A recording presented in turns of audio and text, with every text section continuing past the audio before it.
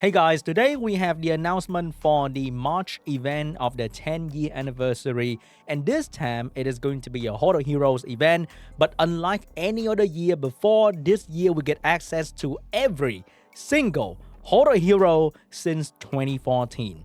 So the event will last from March all the way to August 25th, which is really crazy. And why is that so? So every single week from now on, you can get to choose one of the horror heroes from the past. So we have the list right here from week number 1 to all the way in week 24, all the way till August 25th. And every single week, you will have a choice of 5 different horror heroes to choose from. Also, when you clear the Horde of Heroes, you get extra reward like Mystical Scroll, Mana Scroll, LD Scroll, and Devamon.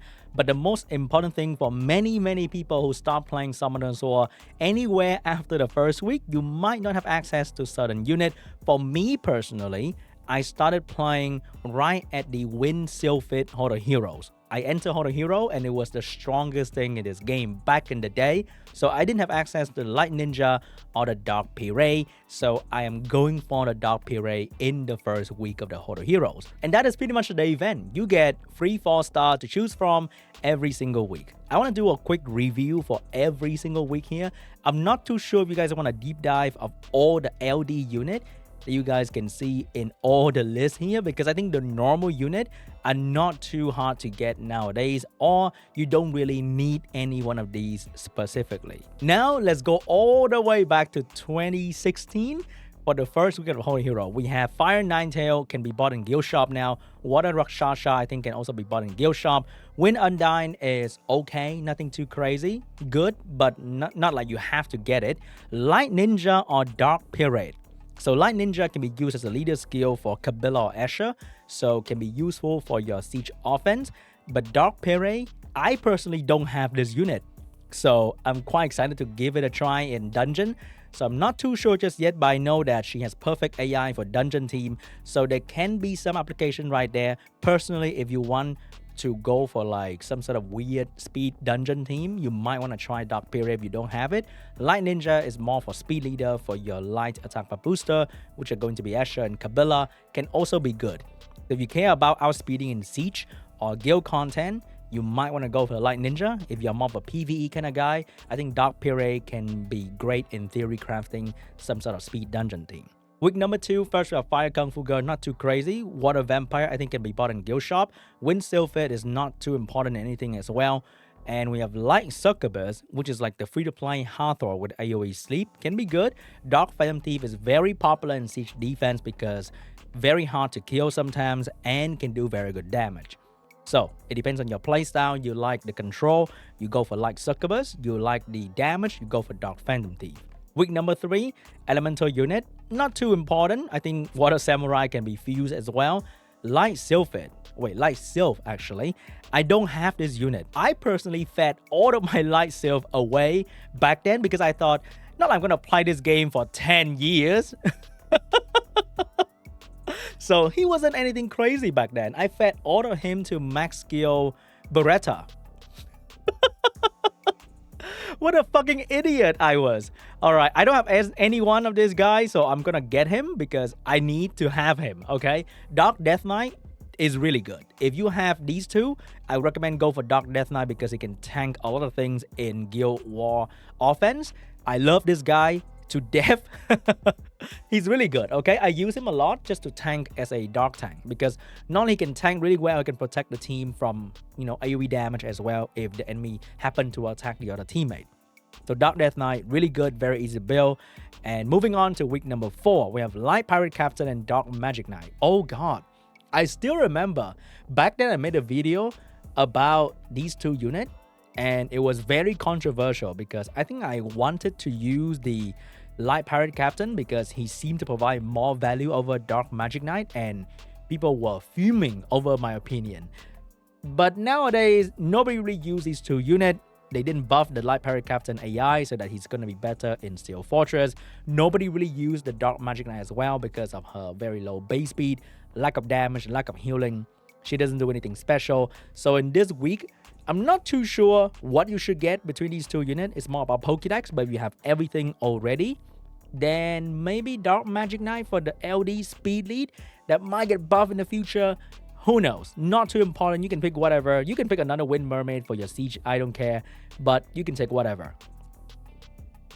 Week number 5, we have the Light Death Knight and Dark Undine or Undine. So the Dark Undine is really good with Leo now. With the recent balance patch, it took them so many years to make this unit really good.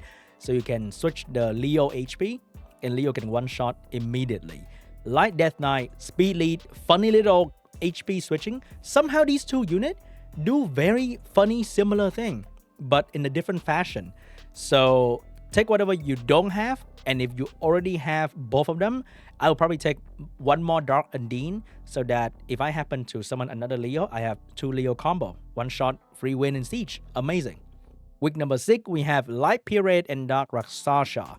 So both are very mid. Both are not really used that much in today's meta.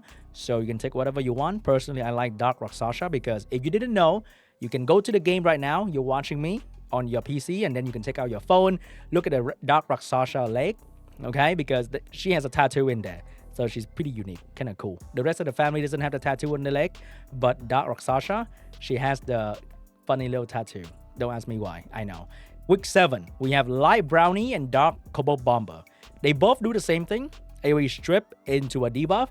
Brownie came with defense break and speed leader. Dark Cobalt Bomber doesn't have speed leader and has a silence. Silence is cool, but defense break allow you to kill them instantly. Why bother controlling them when you can control them with the best debuff there is, called death? So I will go for Light Brownie personally. I have both of them because I want another speedy defense break to pair with another assassin, and I have another free win in Siege. Light Brownie, Kabila or Asher, and a Dark or Win Assassin, and you can get a free win. Week number 8, we have Light Undine and Dark Nailstone Fighter. So Dark Nailstone Fighter was meta for a little bit because they buffed the skill 3 to do very good damage and guarantee crit.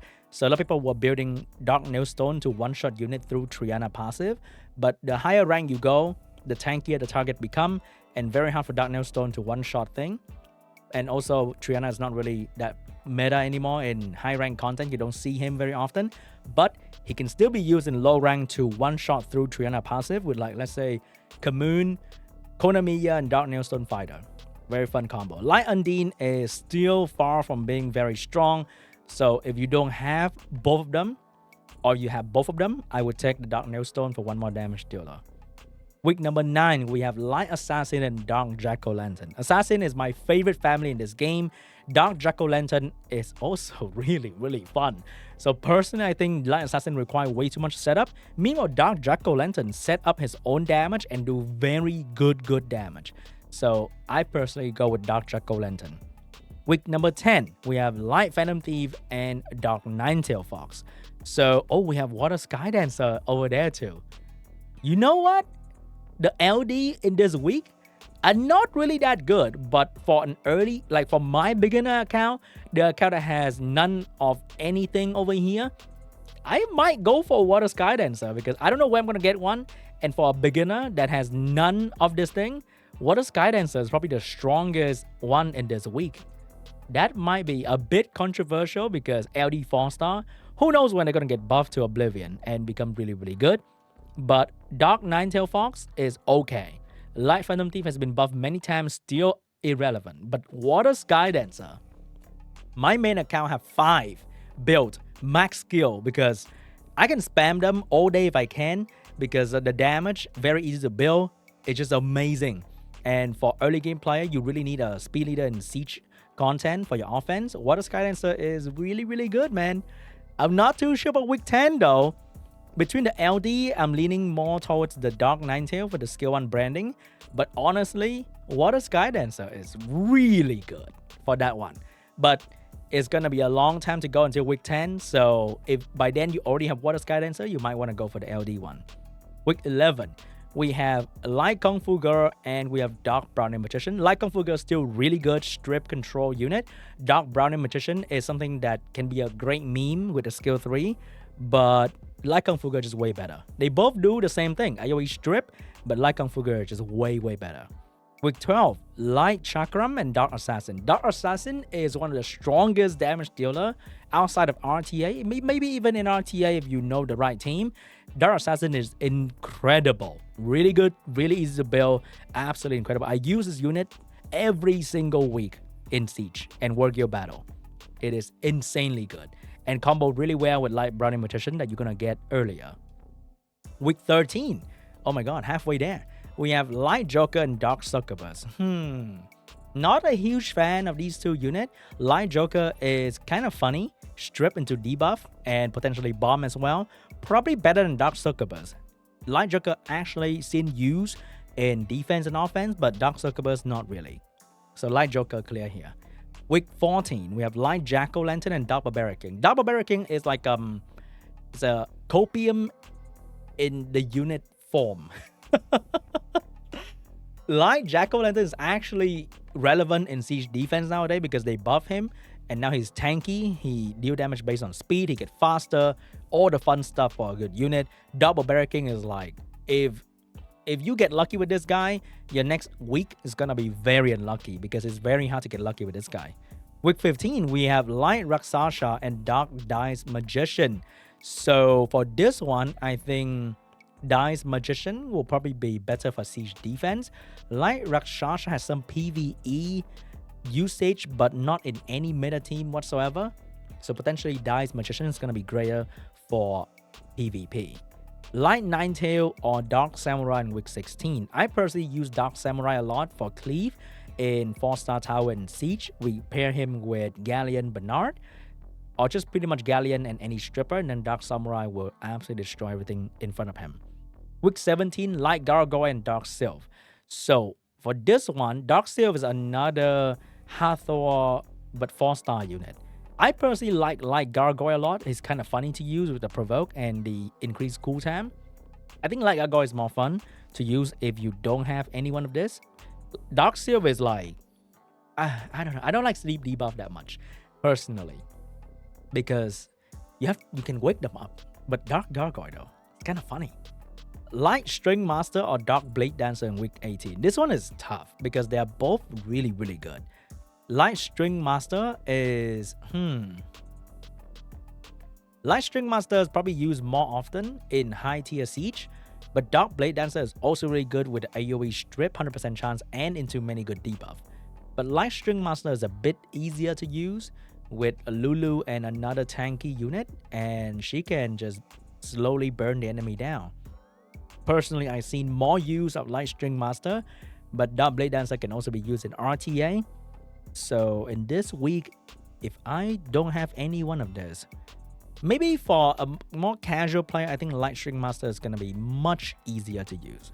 Week 19, we have Light Nailstone and Dark Dryad. Ooh, Siege, Speed Leader, and PvE damage dealer. So if you care about PvP and Siege, then you go for Dark Dryad. If you just want to do massive big number in PvE, then Light Nailstone is going to be much better.